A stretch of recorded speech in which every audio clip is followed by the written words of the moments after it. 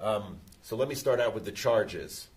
Now, this distinction between violent and nonviolent is a little bit arbitrary, but it's one that's been commonly used in the psychopathy literature. So I won't dwell on it, but I'll be happy to answer questions about it if people have any. You can see everybody is associated, all groups are associated with more nonviolent crime than violent crime. But although I didn't put asterisks up there, all of the group differences are significant. That is, the people with ASPD plus psychopathy were charged with more offenses than those with ASPD only, and those with ASPD only were charged with more offenses than those in the control group. So all those differences are statistically significant. You see a similar difference, which is also significant for a number of different types of criminal offenses. That last category is without regard to whether they were charged, I believe.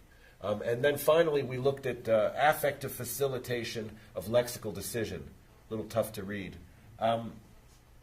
This is a test of emotional processing in which people are asked to indicate whether a string of letters constitutes a legitimate English word or not. And what people have typically found in non-criminal samples is that, although not always, is that typically people are faster to say, yes, it's a word, if it's an emotionally charged word. It's believed that this reflects a kind of an automatic emotional processing which interacts with or contributes to semantic analysis of the letter string. Okay? And so the score for affective facilitation reflects how much faster are people if it's an emotional word than if it's a neutral word.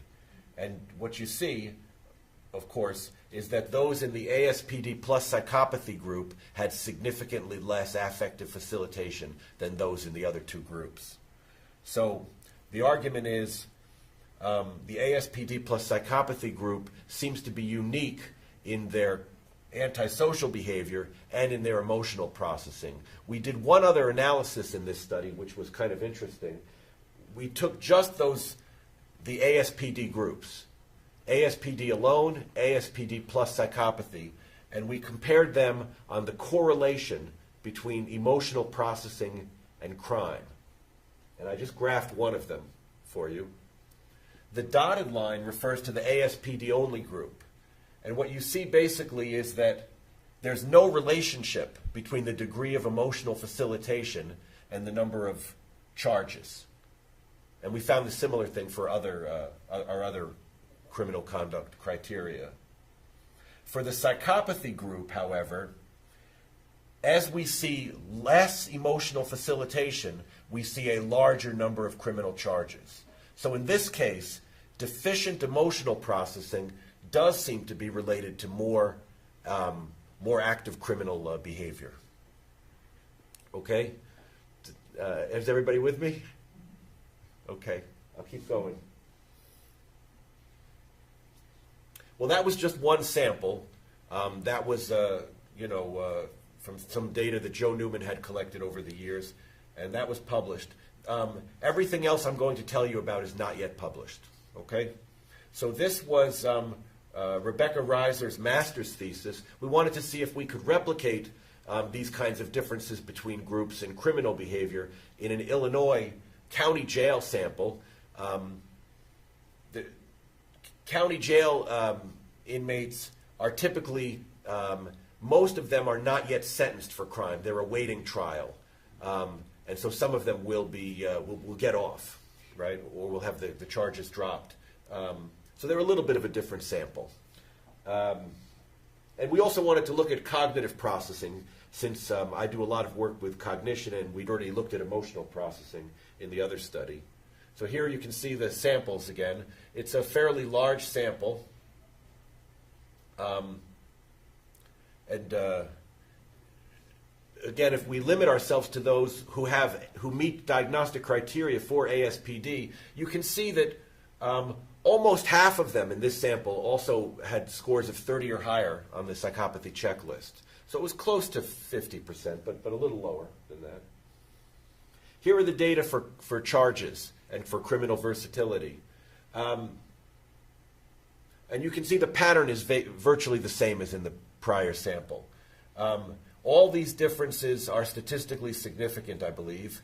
And so again, the ASPD plus psychopathy group, more charges for violent and nonviolent offenses than the ASPD-only individuals, who in turn have more charges than the control group.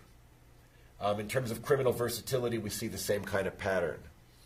One of the things that this kind of result tells us is that psychopathy matters, right?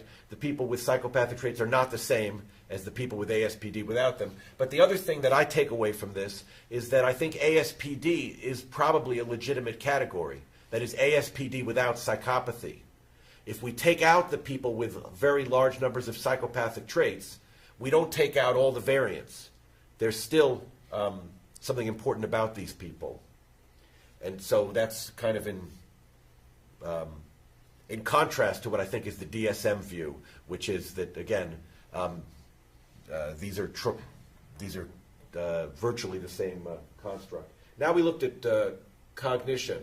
I feel I have to give you a little bit of background on cognition, and so we're using an archival sample of data we'd already collected, which was designed to test two hypotheses: the response modulation hypothesis and the left hemisphere activation hypothesis. Both of these posit situation-specific cognitive deficits associated with psychopathy. What that means is that people with psychopathic traits are not screwing up all over the place, right? Some of the time they seem cognitively intact. And this is probably why sometimes they seem so reasonable and rational, even though at other times they do things that, we would say show very poor judgment. Now, just to provide a little bit of a justification for this, these features that I was showing you earlier are associated with behavior that sometimes makes sense and sometimes does not make sense. And I'm going to particularly highlight the term unreliability. Hervey Cleckley, in his descriptions of the psychopath, emphasized that psychopaths don't always blow off their jobs. They don't always commit crimes. They don't always cheat on their partners. Sometimes they seem to be faithful. They seem to be loyal employees, right? They seem to be law-abiding citizens, but then they will, for reasons that don't always make sense to us, suddenly depart from that trajectory and get into serious scrapes. So what he said was it would be easier if they were more consistent in their unreliability. But in psychopathy, we do not even have consistency in unreliability. We do not even have consistency in inconsistency. Rather, we have inconsistency in inconsistency. Anyway, probably a tough quote in English, but one I've always liked. Okay. So let me just very quickly go through the specifics of the cognitive hypotheses. This is Joe Newman's response modulation hypothesis. What he argues is that people with psychopathic traits get into trouble especially when they have an immediate dominant response. And under these conditions, they tend to not pick up on information that is outside their attentional set. They have difficulty integrating in a bottom-up kind of a way peripheral but important information into what they're doing. So if they're focused on